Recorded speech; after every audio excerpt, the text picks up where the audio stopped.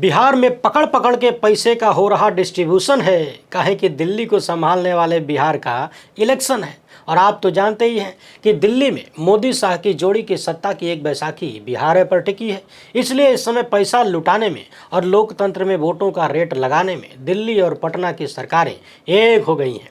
प्रधानमंत्री ने आज बिहार को लेकर बहुत कुछ कहा, कुछ तो ऐसी बातें भी कह दिया कि सुन के बिहारी आदमी कंफ्यूजिया गया होगा कि आखिर हमारे विश्वगुरु बात किसकी कर रहे हैं, लालू यादव की सरकार की बुराई कर रहे हैं या नीतीश कुमार की खिंचाई कर रहे हैं। जी हाँ, एक बार फिर से भारत के प्रधानमंत्री देश की जनता को डराने में लग गए हैं और डराने के साथ साथ रेवड़ियों बांट रहे हैं। लेकिन खबरदार, जो केंचुआ ने, जो किसी ने केंचुआ का नाम लिया, केंचुआ ने साफ कर दिया है कि मोदी जी अब पैसा बांटो, हम आपके साथ हैं। तो हुजूर ने आज विपक्षियों को लेकर क्या कुछ कहा है और किस तरह से अपनी पीठ थपथपाया है, उसका एकदम बढ़िया वाला पोस्टमार्टम करेंगे। वैसे एक बात और बता दें, दवायर पर एक लेख छपा है जो इशारा दे रहा है कि किस तरीके से बिहार में नीतीश कुमार ने पैसा बांटने के पीछे बहुत बड़ा खेला कर दिया है क्या, और गरीबी हटाने के नाम पर गरीबी फैलाने का काम चल रहा है क्या।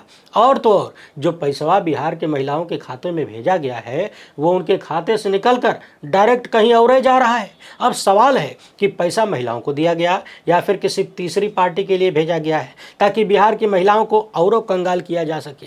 आरोप मेरे नहीं है, जब पूरी कहानी आप देखेंगे ना तो खोपड़िया चकरा जाएगी। उसके अलावा एसआईआर को लेकर कुछ नई कहानी सामने आई है, उस पर भी बात करेंगे। मगर इससे पहले कि खोपड़िया चकरा जाए, चैनल को सब्सक्राइब करके घंटी बजा दीजिए टन से।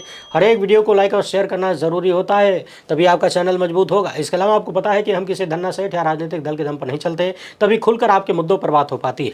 हमारा काम पसंद आता हो तो इस QR कोड या फिर मोबाइल नंबर का प्रयोग करते हुए जो भी हो सके आर्थिक सहयोग भेजने का प्रयास जरूर करें। बहुत बहुत धन्यवाद। वैसे तो आप सब जानबे करते हैं, अमृत काल में हर चुनाव से पहले हमारे विश्वगुरु पैसा बांटने और योजनाओं का जुमला देने निकल पड़ते हैं। यह कोई नई बात नहीं है, मगर शर्मनाक बात यह है कि कभी भी पुरानी योजनाओं का हिसाब नहीं देते, बल्कि पुरानी योजनाओं का नाम बदल बदल के इसकी टोपी उसके सर वाला कार्यक्रम चलता रहता है। और ध्यान रहे, मैंने कई दिन पहले ही कहा था कि ये जो महिलाओं के खाते में पैसा भेजने वाला कार्यक्रम चल रहा है, कहीं मध्य प्रदेश और महाराष्ट्र वाला खेला बिहारों में न हो जाए कि 3, 5, 18 करके चुनाव जीत जाए और फिर गोदी मीडिया को एक बहाना दे दिया जाए कि गोदी मीडिया वाले चिल्लाएंगे, उस पर ढेर सारे पेड लोगों को बुलाएंगे और सब मिलकर गाएंगे कि पैसा पाकर महिलाओं ने भाजपा को वोट दे दिया। सवाल है कि क्या ये पैसे बांटने वाली स्कीम कथित वोट चोरी को छुपाने का जरिया तो नहीं है? जैसे मध्य प्रदेश में लाडली बहन योजना के नाम पर खेला हुआ, महाराष्ट्र में भी महिलाओं के नाम पर कोई योजना चलाई गई पैसा बांटने वाली, उसमें उसके नाम पर कथित रूप से खेला हुआ।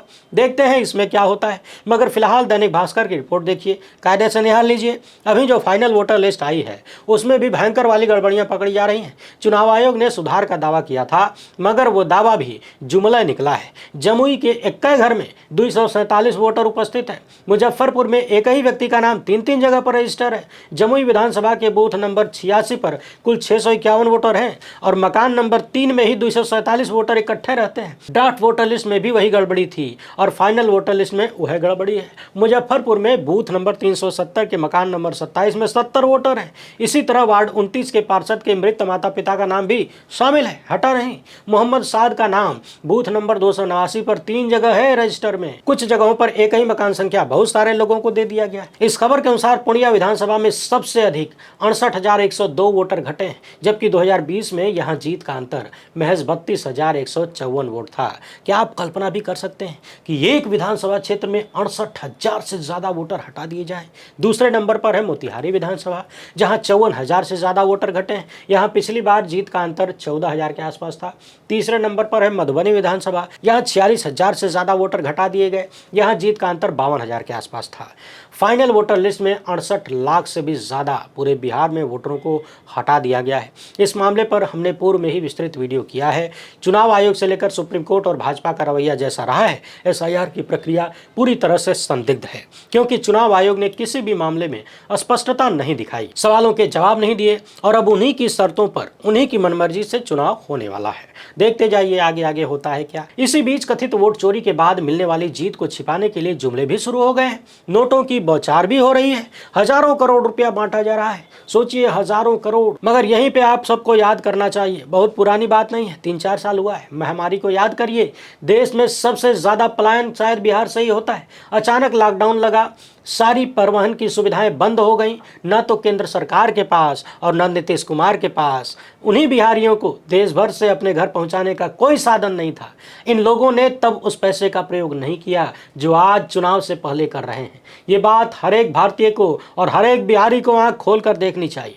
क्या भारत की जनता इतनी मूढ़ है, बकलोल है कि जब लोग जिंदगी और मौत के बीच झूल रहे थे तब उन्हें मरने के लिए छोड़ दिया, सड़क पर ट्रेन से कट के मर गए? तब न तो विश्वगुरु के पास पैसा था, न नीतीश कुमार के पास पैसा था, और विश्वगुरु तो खुदे झोला लेके सामने आ गए थे, चंदा बटोरना शुरू कर दिया। बाद में सारा चंदा बटोर के खा पी के सपाचट कर गए, हिसाब आज तक नहीं दिया। यानी जब जनता को जरूरत थी, लोग खाने खाने को मोहताज थे, जिंदगी जीने के लिए मोहताज थे, तब जनता का ही पैसा ये लोग नहीं निकाल पाए, सहयोग नहीं कर पाए। और अब देखिए, चुनाव से पहले महिलाओं के खाते में 10-10 हजार रुपया भेजा जा रहा है। कितना अच्छा होता यदि कोविड की मजबूरी में ही ये पैसा लोगों को मिला होता, महिलाओं को कितनी मदद मिल जाती। बहरहाल अब प्रधानमंत्री ने एक बार फिर से बिहार के लोगों को जंगल राज याद दिलाना शुरू कर दिया है। कह रहे हैं कि बिहार में पहले शिक्षा व्यवस्था एकदम चौपट थी, स्कूल बंद पड़े थे, लोग पलायन करते थे। नीतीश जी के साथ मिलकर हमने बिहार में शिक्षा व्यवस्था को मजबूत किया है। अब इतना सुनकर बिहार के युवा पूछ रहे होंगे कि 3 साल का ग्रेजुएशन यहाँ 5 साल में पूरा होता है, ये कौन सी मजबूती है प्रधानमंत्री जी? बिहार में स्कूलों का हाल कितना बेहाल है, क्या ये किसी से छुपा हुआ है? वो बिहारियों से छिपा हुआ है क्या? आखिर प्रधानमंत्री किसको भुलवा रहे हैं? अरे बोलने से पहले कुछ तो तैयारी कर लेते हुजूर। कह रहे हैं कि 2.5 दशक पहले की शिक्षा व्यवस्था और बुरे हालात का आपको अंदाजा नहीं है। जरा सोचिए, लगभग 20 साल से बीजेपी और जेडीयू बिहार की सत्ता में है और आज भी 25 साल पुरानी व्यवस्था को कोस रहे हैं। खुद क्या किया 2 दशक में, उसके आंकड़े रखने की बजाय 25 साल पुरानी व्यवस्था को याद दिला रहे हैं। बिहार की जो नई पीढ़ी है, जिसने 25 साल पहले की चीजें नहीं देखी हैं और जो आज को देख रहा है, उसको तो यही लगेगा ना कि प्रधानमंत्री जो बोल रहे हैं वही तो आज के भी बिहार का सच है। कह रहे हैं कि पहले बिहार में शिक्षा व्यवस्था तबाह थी, तबाह तो आजो है। बहुत सारे बच्चे स्कूल नहीं जाते और उन्हें बिहार छोड़कर दूसरे राज्यों में मजदूरी करने जानी पड़ती है, नौकरी करने जाना पड़ता है, पलायन करने को मजबूर है। आज प्रधानमंत्री कह रहे हैं कि 25 साल पहले बिहार में पलायन शुरू हुआ, तो आपकी पार्टी भी 2 दशक से बिहार में शासन में, 11.5 साल से केंद्र की सत्ता में आप खुदे बैठे हुए हैं, वो भी कुंडली मार के। आपने पलायन को क्यों नहीं रोका? रोक देते तो पुरानी सत्ता को कोसते, तब मजा आता सुनने में। यदि लालू यादव के शासन में पलायन शुरू हुआ तो आपके शासन में वो घटा क्यों नहीं, बल्कि बढ़ता ही जा रहा है। लाखों बिहारी आज भी दूसरे राज्यों में अपमान सहते हुए नौकरी करने को मजबूर है। कोई कभी डंडा मारने लगता है, कोई कभी गाली देकर भगाने लगता है, पीटने लगता है। आखिर 2 दशक की बिहार की सत्ता और 1 दशक की केंद्र की सत्ता मिलकर भी अगर बिहार को पलायन से मुक्त नहीं कर पाए तो ये सीधे सीधे आपकी सरकारों की नपुंसकता है, या फिर आप कुछ करना ही नहीं चाहते। केंचुआ का भरोसा जो है, कह रहे हैं कि जिस पेड़ की जड़ों में कीड़ा लग जाता है उसे फिर खड़ा करने में बहुत मेहनत लगती है। तो हुजूर क्या 2-4-500 साल मेहनत करेंगे? और कौन सी मेहनत कर रहे हैं आप, जिसमें सुधार की बजाय स्थितियां और खराब होती जा रही हैं? कह रहे हैं कि हमारे शासन में बिहार में बहुत विकास हुआ, हालांकि आपका विकास सबने देखा है। विकासवा इतना मजबूत है कि पुल बनने से पहले गिर जाता है, उद्घाटन से पहले गिर जाता है। बिहार के पुलों की कहानी कौन भूल सकता है भला? आज याद दिला रहे हैं कि केंद्र सरकार ने बिहार के लिए 19 केंद्रीय विद्यालय खोलने की घोषणा की है। वैसे आपने तो यह भी घोषणा कर दिया था कि दरभंगा में एम्स बन के तैयार हो गया है। दरभंगा वाले आज तक टॉर्च लेके खोज रहे हैं, मिल ही नहीं रहा है। मगर हुजूर, घोषणा तो आपने 15 लाख हर खाते में भी देने का किया था, 2 करोड़ रोजगार हर साल देने की बात आप ही ने कहा था ना। 100 स्मार्ट सिटी बनाने का वादा आप ही का था। अब आप दर्शकों को एक काम सौंपता हूँ, बिहार में कौन कौन से शहर थे जिनको स्मार्ट सिटी बनाना था। वैसे बता ही देता हूँ क्या काम सौंपना है। पटना, भागलपुर, बिहार शरीफ और मुजफ्फरपुर, इन सब को स्मार्ट सिटी बनाने का ऐलान किया गया था, यानी जुमला दिया गया था। वो भी साल 2015 में। 10 साल हो गया। Ministry of housing and urban affairs का ये ऐलान देख लीजिए, पीआईबी की रिपोर्ट है। और बिहार के लोग भागलपुर, बिहार शरीफ, मुजफ्फरपुर और पटना में घूम घूम के टार्च लेके, टॉर्च नहीं टार्च लेके देखिए कहाँ कहाँ स्मार्ट सिटी के लक्षण दिख रहे हैं। और नहीं दिख रहे हैं तो पकड़ पकड़ के सत्ताधारियों से पूछिए, भाजपाइयों से और जेडीयू वालों से पूछिए, इनके अन्य सहयोगियों से पूछिए कि पहले स्मार्ट सिटी दिखाओ, हमारा ही पैसा हमको देकर एहसान मत जताओ। जिन 4 शहरों को स्मार्ट सिटी बनाने का वादा किया था वो कहाँ है? आखिर वो दिन कब आएगा जब भारत की जनता नेताओं को पकड़ के सवाल करेगी? क्योंकि जब तक आप सवाल नहीं करेंगे, हिसाब नहीं मांगेंगे, ऐसे ही नेता लोग आपको टोपी पहनाता रहेगा। वैसे समझने वाली बात ये भी है कि सवाल करेंगे कैसे। टोपी पहनाने का नया तरीका देखिए। प्रधानमंत्री ने बिहार के युवाओं से संवाद कार्यक्रम रखा। अब संवाद शब्द सुनने के बाद आपको यही लगेगा कि भाई एक दूसरे से सवाल जवाब होगा। इसका मतलब तो यही होता है कि कई सारे लोग एक दूसरे से बातचीत करेंगे, मगर हुजूर कहीं और बैठ के, दिल्ली में बैठ के ऑनलाइन एक तरफा भसड़िया रहे हैं और नाम दे रहे हैं संवाद। वैसे ठीक भी है, प्रधानमंत्री के भीतर मुझे एक ही बात सबसे अच्छी लगती है, सबसे अच्छी, और वो ये है कि उन्हें अपनी कमजोरी मालूम है। उन्हें मालूम है कि उनके पास जनता के सवालों के जवाब नहीं है, इसीलिए वो सवालों का सामना करने का कोई मौका ही नहीं लेते। चांस काहे को लेना, इसीलिए प्रेस कॉन्फ्रेंस नहीं करते हैं, इसीलिए जनता के बीच नहीं जाते हैं। हुजूर आज कह रहे हैं कि हमने स्टूडेंट क्रेडिट पर ब्याज माफ कर दिया है, एजुकेशन लोन को इंटरेस्ट फ्री कर दिया है। सवाल है कि एजुकेशन लोन लेने वालों को लोन भरने के काबिल बनाने के बजाय आप ब्याज माफ करके क्या करेंगे हुजूर?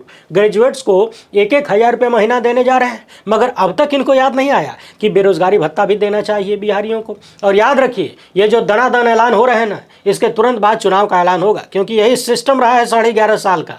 चुनाव के ऐलान से पहले भाजपा की पूरी मशीनरी पैसा लुटाना शुरू कर देती है, और जैसे ही इनका लुटाना पूरा हो जाएगा वैसे ही चुनाव का ऐलान केंचुआ की तरफ से कर दिया जाएगा। बस इंतजार करिए। हुजूर ने आज फिर से जीएसटी कम होने की बधाई दी, यानी किसी और ने, तीसरी दुनिया के किसी व्यक्ति ने आकर जीएसटी लागू कर दिया था, लोगों के कपार पर डाल दिया था। हालांकि ये नहीं बता रहे हैं कि डीजल पेट्रोल को जीएसटी के अंदर कब लाएंगे। आखिर डीजल पेट्रोल पर लगभग 80% से ज़्यादा टैक्स क्यों ले रहे हैं? प्रधानमंत्री ने आज 62,000 करोड़ की योजनाओं की भी शुरुआत किया, लेकिन आप लोग टेंशन मत लीजिए, खाली 1,000 करोड़ गिनते जाइए। कितना 1,000 करोड़? अच्छा, पिछले चुनाव में भी जाके बिहार में ऐलान किए थे ना, कितना 1,000 करोड़ दूं, 50,000 करोड़ कि 60,000 करोड़ कि 1,00,000 करोड़, चलो 1,25,000 करोड़ देता हूं। याद है कि भूल गए? जरा पूछिए कि वो जो लाखों करोड़ का आपने ऐलान किया था वो किसकी जेब में गया, क्योंकि ज़मीन पर कुछ मिलने वाला नहीं है। पुरानी योजनाओं के नए नाम मिलेंगे और योजनाओं के बजट से ज़्यादा प्रचार का काम मिलेगा। यही हुजूर की कार्यशैली है। हाँ, मिलेगा एक आदमी को, उनका नाम एस है। 1 रुपये में, 1 रुपये की कीमत पर 1,000 एकड़ ज़मीन मिल जाएगी ए भाई को। ए भाई, अब आप दवायर की इस रिपोर्ट को देखिए। सुरूर अहमद हैं, जो कि पटना स्थित एक स्वतंत्र पत्रकार हैं। उनका एक लेख मुझे मिला है जिसमें उन्होंने लिखा है कि नीतीश कुमार गरीबी उन्मूलन के नाम पर गरीबी फैला रहे हैं। अपने इस लेख में इन्होंने लिखा है कि 3 अक्टूबर को 18 साल से लेकर 60 वर्ष की आयु की लगभग 25 लाख महिलाओं के खाते में मुख्यमंत्री महिला रोजगार योजना की पहली किस्त के रूप में 10,000 रुपया भेजा गया। मगर सवाल यह है कि जब इतना ज़्यादा पैसा आपके पास है देने के लिए, तो फिर मनरेगा मजदूरों को प्रतिदिन खाली 255 रुपया ही क्यों मिलता है? वो भी साल में केवल 34 दिन के लिए काम दे पाते हैं आप। आपके दिमाग में ये बात आती है कि नहीं? आप ही से पूछ रहा हूँ, ए बिहारी लोग, आप ही से पूछ रहा हूँ, आपके दिमाग में ये बात आती है कि नहीं? यदि सरकार के पास इतना पैसा है देने के लिए, तो मनरेगा मजदूरों को क्यों नहीं दिया जाता? और मनरेगा में लगभग आधी संख्या में महिलाएं काम करती हैं, तो क्या वो महिलाएं किसी और दुनिया की हैं? बिहार सरकार का नवीनतम अकुशल श्रमिकों के लिए न्यूनतम वेतन केवल 410 रुपया है, अर्ध कुशल के लिए 426 रुपया, कुशल के लिए 519 रुपया और उच्च कुशल के लिए 634 रुपया। मगर इस मामले में अधिकांश पुरुष हैं। कुल मिलाकर सवाल यही है कि अगर राज्य या केंद्र सरकारों के पास इतना पैसा है जनता को देने के लिए, तो जो जनता खून पसीना बहाकर मेहनत करती है उसे मेहनताने के रूप में उसका हक का पैसा क्यों नहीं दिया जाता? मजदूरों को आज भी 2014-15 से लेकर अब तक एक ही दैनिक वेतन मिल रहा है। नोटबंदी और फिर अचानक अघोषित लॉकडाउन ने करोड़ों दिहाड़ी मजदूरों को बेरोजगार कर दिया और साथ ही साथ उनकी मजदूरी भी कम कर दी। अपने लेख में इन्होंने दावा किया है कि जिस तरीके से मुद्रास्फीति बढ़ रही है, यानी महंगाई बढ़ रही है, दैनिक मजदूरी 900 रुपए से लेकर 1300 रुपए के बीच कम से कम होनी चाहिए।